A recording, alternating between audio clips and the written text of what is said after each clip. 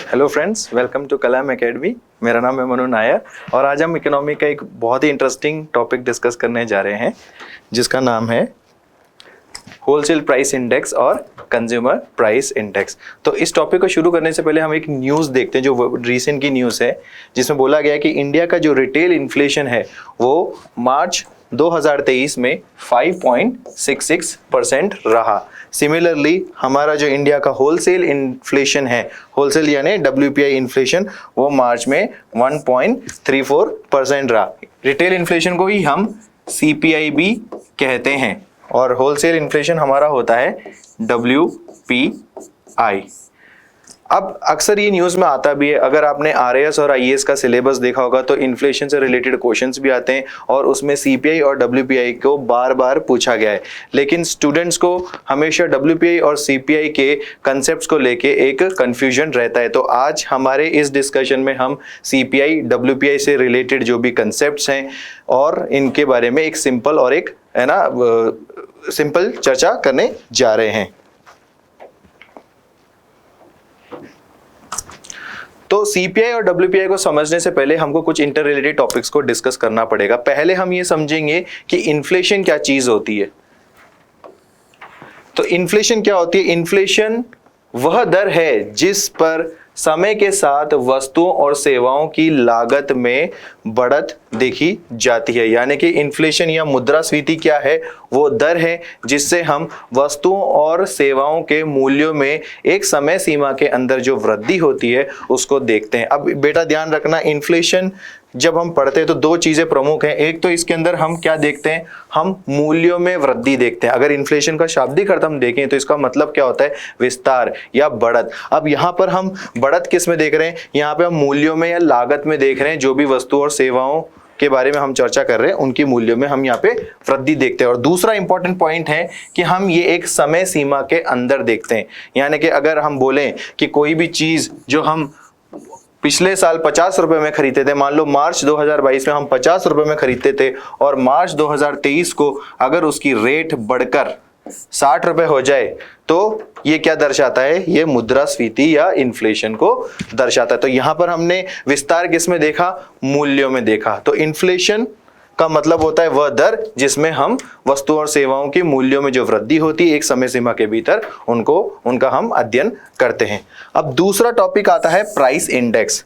अब मुद्रास्फीति तो है, मूल्यों में हम जो वृद्धि होती है इन्फ्लेशन को देखते तो हैं, लेकिन हम देखते कैसे हैं? हम प्राइस इंडेक्स के माध्यम से देखते हैं। अब यहां पर हम बात किसकी कर रहे थे? मूल्यों में वृद्धि की बात कर रहे थे। अब मूल्यों में वृद्धि होती है, वैल्यू में इंक्रीमेंट होता है, तो हम कोई ऐसा संकेतक यूज करेंगे जो मूल्यों में वृद्धि बताता हो। तो प्राइस इंडेक्स एक ऐसा सूचकांक है जो वस्तुओं और सेवाओं की एक निश्चित टोकरी का एक समय सीमा के भीतर जो भी वृद्धि होती है उसको दर्शाता है। तो प्राइस इंडेक्स मूल्य सूचकांक जिसको हम कहते हैं। अब इसमें दो चीजें इंपॉर्टेंट है बेटा। इसके अंदर हम वस्तुओं और सेवाओं की एक निश्चित टोकरी में जो वृद्धि होती है उनको हम देखते हैं। अब निश्चित टोकरी से यहाँ पे संदर्भ क्या है? अब एक इंसान की बात करें तो एक इंसान बहुत से तरह के वस्तुओं और सेवाओं का उपयोग करता है, उपभोग करता है। एक इंसान अगर मंडी जाता है तो 40-50 रुपए की सब्जी भी खरीदता है। एक इंसान अगर वो रिच है तो वो BMW कार भी खरीदता है। लेकिन अगर BMW कार में अगर उनके प्राइसेस इंक्रीज होते हैं, BMW कार आज मान लो महंगी हो जाए, तो क्या एक आम आदमी को उससे फर्क पड़ेगा क्या? नहीं। तो हम प्राइस इंडेक्स जब कैलकुलेट करते हैं इन्फ्लेशन के पॉइंट ऑफ व्यू से, जब हम प्राइस इंडेक्स कैलकुलेट करते हैं तो हम उन सेवाओं और उन वस्तुओं का इस्तेमाल करते हैं, उनके मूल्यों में वृद्धि को देखते हैं जिनके बदलने से एक इंसान के जीवन शैली में फर्क पड़े, जिसकी आर्थिक स्थिति में कोई फर्क पड़े। ठीक है, तो हम ऐसे चीजों का, ऐसे वस्तुओं के मूल्यों में वृद्धि देखते हैं जिससे हमारे जीवन पे फर्क पड़ता है। ठीक है, तो प्राइस इंडेक्स क्या होता है? वो मूल्य सूचकांक जिसमें वस्तु और सेवाओं की एक निश्चित टोकरी के एक समय के अंतराल में जो मूल्यों में वृद्धि होती है जिसको हम प्राइस इंडेक्स में देखते हैं। अब जब हम प्राइस इंडेक्स की बात करते हैं तो प्राइस इंडेक्स दो तरीके की होती है। जब सरकार प्राइस इंडेक्स कैलकुलेट करती है इन्फ्लेशन को जांचने के लिए तो दो तरह के इंडेक्सेस सरकार यूज करती है, जो हमने पिछली बार भी अभी न्यूज में देखा। पहला था कंज्यूमर प्राइस इंडेक्स और दूसरा था होलसेल प्राइस इंडेक्स। अब क्योंकि इसका नाम है कंज्यूमर प्राइस इंडेक्स और इसमें प्राइस इंडेक्स ऑलरेडी हारा है, जिसकी परिभाषा अभी हमने पिछले स्लाइड में देखी। तो प्राइस इंडेक्स क्या बताता था, एक निश्चित टोकरी में वस्तुओं और सेवाएं जो हमने उस टोकरी में डाल रखी हैं, उनकी मूल्यों में जो भी विस्तार हो रहा था या जो भी बदलाव आ रहा था, वो हम किस में देख रहे थे, प्राइस इंडेक्स में। तो इस प्राइस इंडेक्स में भी हम वही करेंगे। अब यहां पर एक वर्ड और ऐड हो गया है जिसका नाम है कंज्यूमर। अब इसको कंज्यूमर प्राइस इंडेक्स या फिर इसको हम उपभोक्ता मूल्य सूचकांक इसलिए कहते हैं।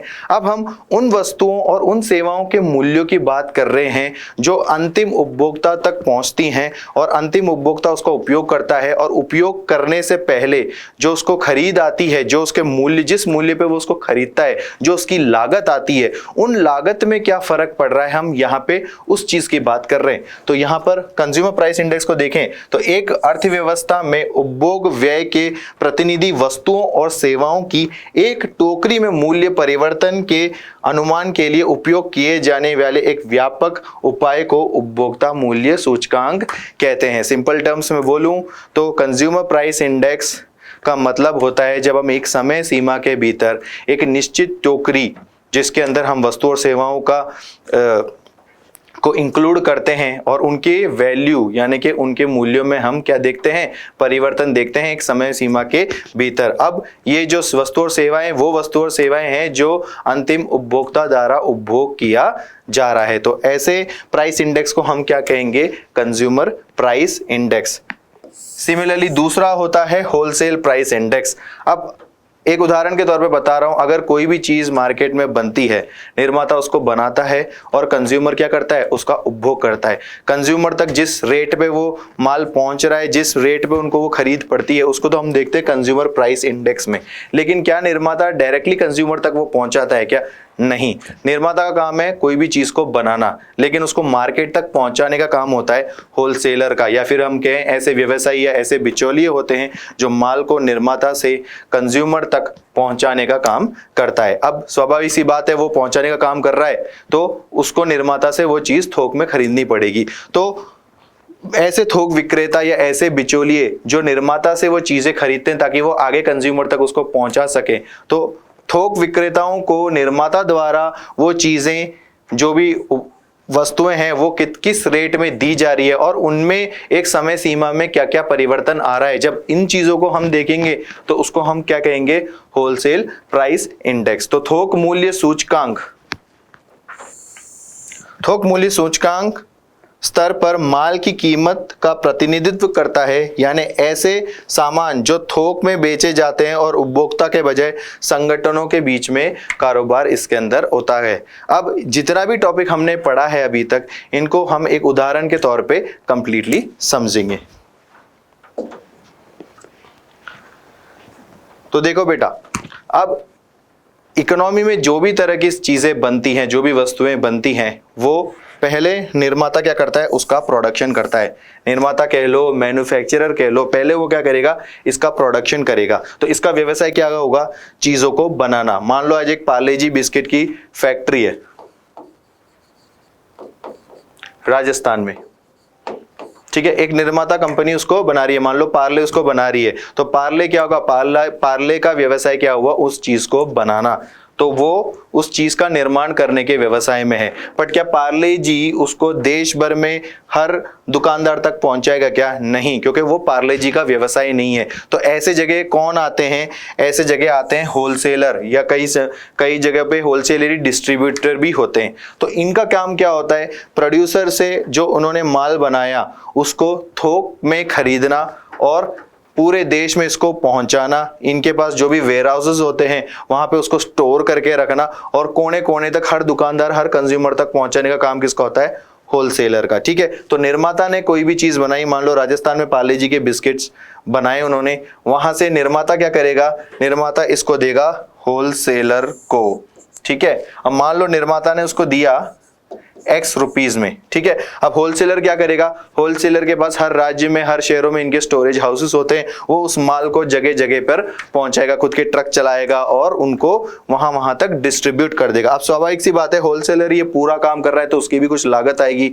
ठीक है, तो होलसेलर क्या करेगा, उसमें अपनी लागत को भी जोड़ेगा, अपना प्रॉफिट भी जोड़ेगा और वो क्या करेगा, मान लो एक्स रेट पे प्रोड्यूसर ने होलसेलर को दिया था, होलसेलर उसमें अपना प्रॉफिट जोड़ेगा और वो किसको बेचेगा, वो देगा शॉपकीपर्स को यानी कि दुकानदारों को। ठीक है, और दुकानदार के पास कौन जाता है, दुकानदार के पास जाते हैं अंतिम उपभोक्ता यानी कि कंज्यूमर या आपके और मेरे जैसे लोग।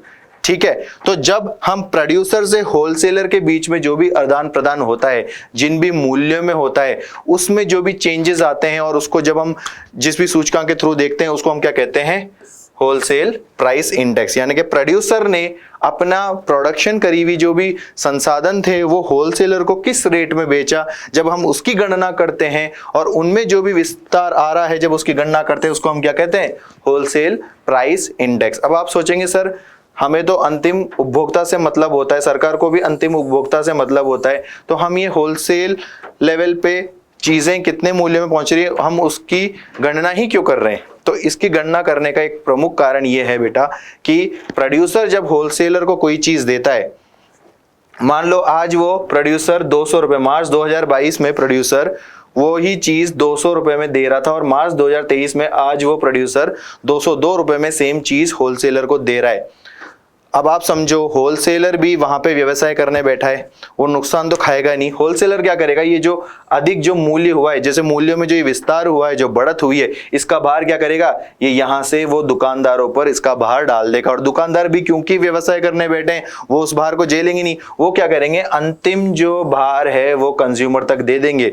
तो इवन अगर WPI में भी अगर विस्तार होता है या WPI भी बढ़ती है या होलसेल लेवल पे भी अगर महंगाई बढ़ रही है, तो कहीं ना कहीं इसका अंतिम जो भार होगा वो किस पे पड़ेगा, कंज्यूमर पर पड़ेगा। यानी कि इसका भार आपको कहीं ना कहीं CPI में देखने को मिलेगा। तो सरकार क्या करती है, सरकार ये कोशिश करती है कि हम होलसेल लेवल पे ही जो महंगाई बढ़ रही है उसको हम वहीं पर ही रोक दें। अब होलसेल लेवल पर महंगाई बढ़ रही है यानी कि अगर निर्माता से होलसेलर तक माल जो पहुंच रहा है वो पिछले से ज्यादा रेट पर पहुंच रहा है, इसका मतलब क्या है कि अब निर्माता को भी वो चीज बनाने में, वो वस्तु बनाने में ज्यादा लागत लग रही है।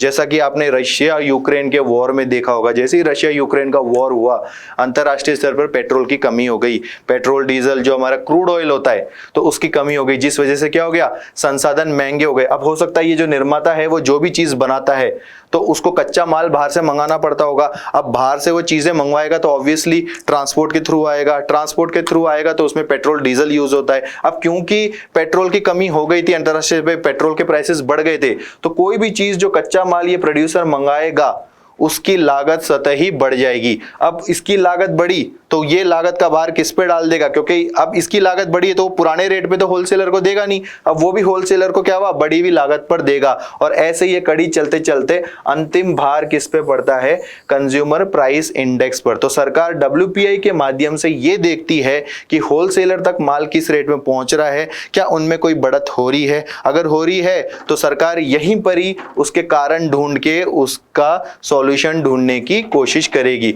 जैसे कि मैंने आपको अभी उदाहरण दिया कि जैसे पेट्रोल के प्राइसेस बढ़ गए थे तो जो माल है वो महंगे हो गए थे और अपने पूरे अर्थव्यवस्था में चीजें बहुत महंगी हो गई थी। तो सरकार ने क्या करा, सरकार ने डीजल और पेट्रोल के प्राइसेस पे कैपिंग लगा दी और आज तक सेम प्राइसेस पे डीजल और पेट्रोल बिक रहा है। और जितना भी एडिशनल जो पेट्रोल कंपनियों को इसमें प्राइसेस देने पड़ रहे हैं सरकार उसकी सब्सिडी दे रही है। तो सरकार ने क्या करा, सरकार ने पेट्रोल और डीजल के प्राइसेस को स्टेबल कर दिया, वहीं पे रोक दिया ताकि चीजें आगे और महंगी नहीं हो। और इसीलिए हम WPI चेक करते हैं ताकि WPI पे अगर विस्तार हो रहा है इसका मतलब लागत बढ़ रही है, और लागत क्यों बढ़ रही है, सरकार उसका कारण ढूंढकर उसको वहीं पे रोकने की कोशिश करती है। ठीक है, अब इसी कड़ी में होलसेलर से जब चीजें रिटेलर के पास जाती है और रिटेलर से जब ये चीजें कंज्यूमर तक जाती है तो इस वाले स्टेप में यानी कि कंज्यूमर तक जो भी माल पहुंच रहा है वो किन दरों पे पहुंच रहा है, पहले उसका क्या मूल्य था अब क्या मूल्य है, उनमें जो भी विस्तार हो रहा है वो हम किस में देखते हैं,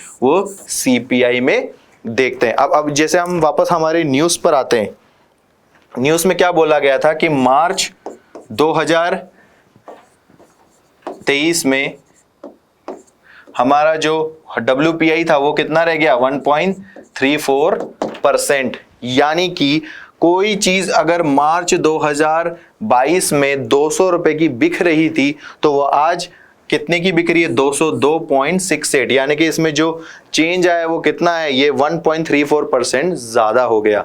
ठीक है। सिमिलरली सीपीआई का डेटा हमने देखा कि सीपीआई में मार्च 2023 का जो इन्फ्लेशन रेट था वो कितना था 5.66%, यानी कि 5.66%। तो इसका मतलब क्या है कि मार्च 2022 में कोई चीज अगर 200 रुपए की बिक रही थी तो वो मार्च 2023 में कितने की हो गई, 211.32 रुपए की हो गई। जिसका मतलब क्या है, अब अगर इसका डिफरेंस निकालोगे तो ये कितना इंक्रीमेंट है, 5.66%। तो इसी तरह से हमारा सीपीआई और डब्ल्यूपीआई का कंसेप्ट चलता है।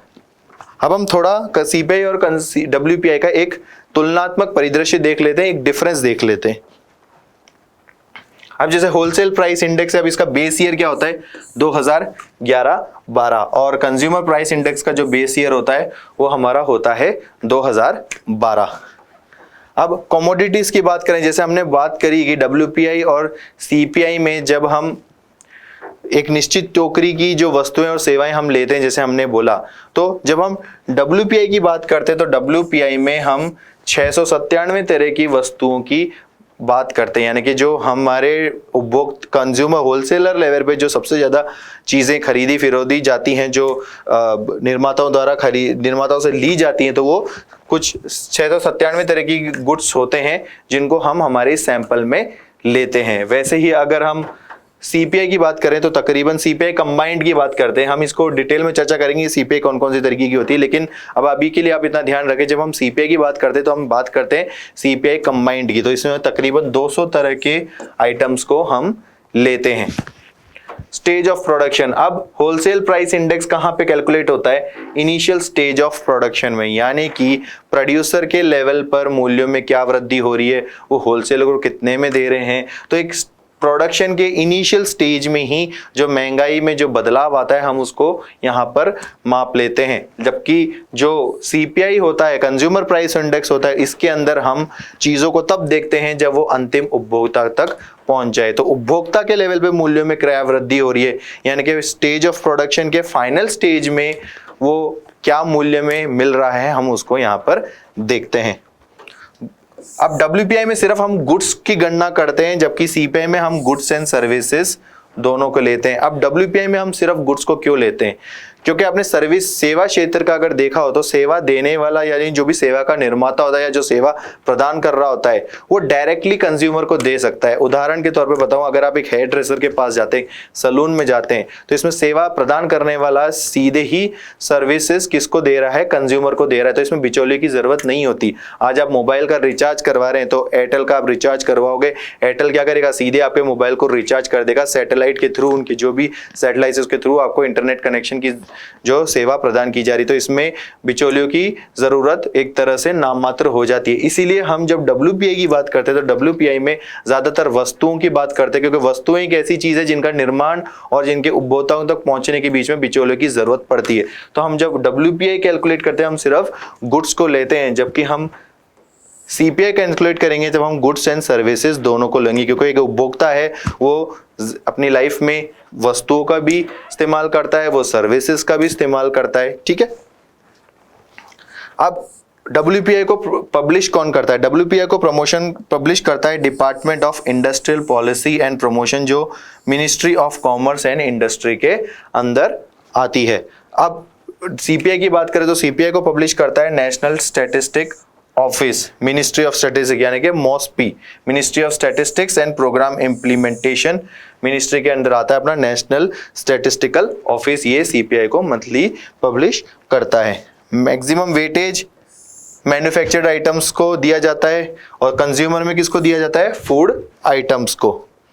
और इन्फ्लेशन टारगेटिंग, अब आपने देखा होगा अपनी जो आरबीआई है time to time monetary policy जो रेट्स हैं उनको डिसाइड करती है और वो महंगाई के दर पे पॉलिसी रेट्स को चेंज करती है। अब पॉलिसी रेट्स जो हमारी होती हैं, चाहे वो रेपो रेट हो, रिवर्स रेपो रेट हो, वो महंगाई के अकॉर्डिंग होती है। अब महंगाई देखने के लिए आरबीआई 2015 से पहले डब्ल्यूपीआई को देखा करती थी और इसी के आधार पर डिसीजन लेती थी। लेकिन 2015 के बाद से उर्जित पटेल कमेटी के रिकमेंडेशन के बाद जो भूतपूर्व आरबीआई के गवर्नर रहे उनकी जो कमेटी थी उनके रिकमेंडेशन के अनुसार 2015 से कंज्यूमर प्राइस इंडेक्स कंबाइंड को आरबीआई अपने मॉनेटरी पॉलिसी डिसीजंस का आधार के रूप में रखती है। ठीक है, तो ये एक तुलनात्मक दृश्य था सीपीआई और डब्ल्यूपीआई का।